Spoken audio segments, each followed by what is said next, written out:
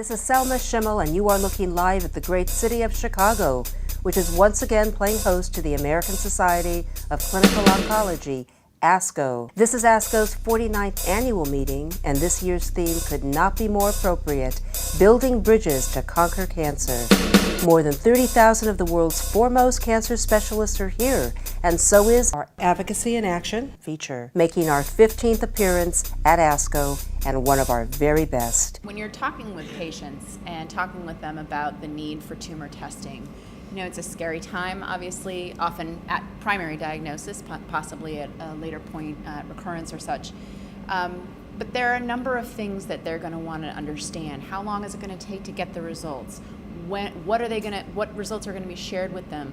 What treatments or interventions are going to be offered to me in that median time? So what should the patient who is going and being told tumor testing is what's needed, what should they expect? I think what we expect is that it'll be an easy process, you know, that we'll order these tests and we'll have results back very soon, maybe within a week.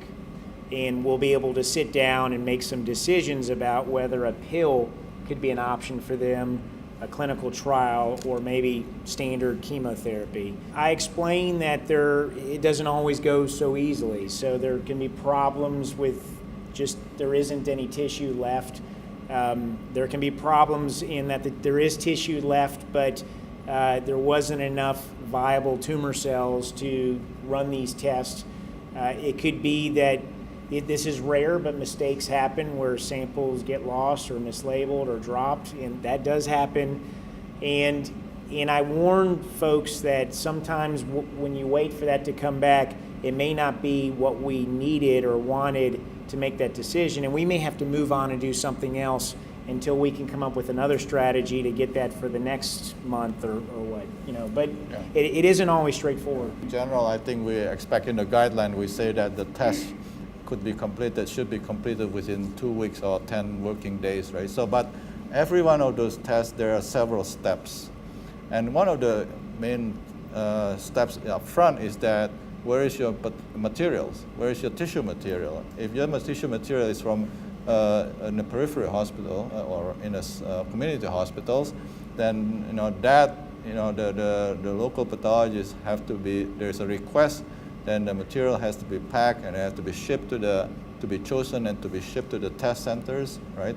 And that may take variable depending on, so a few days. And then each one of those tests also there is a certain time required for getting the test done.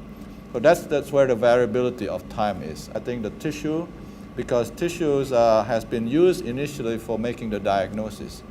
And in making the diagnosis, in the precise diagnosis, there may be other, immunohistochemistry tests that need to be performed, and will use up some of the sections. So eventually, the material that is left over, that is available for molecular testing, the quality we have to be checked before we do the molecular testing. So some of them maybe there's no more tumor cell left, right? So, and that information may have to be communicated back and then get a rebiopsy, etc.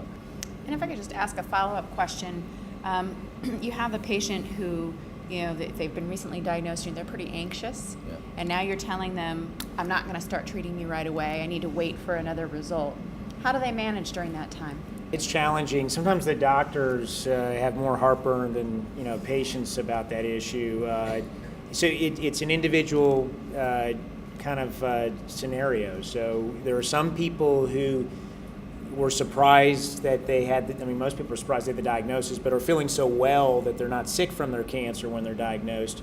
And in those situations, you have time. You have time not to pull a trigger on something to get as much information back as possible. But there are other people who unfortunately find out they have cancer and are very sick and in the intensive care unit, and you don't have time. And we know chemotherapy has a proven track record in making people better with advanced lung cancer.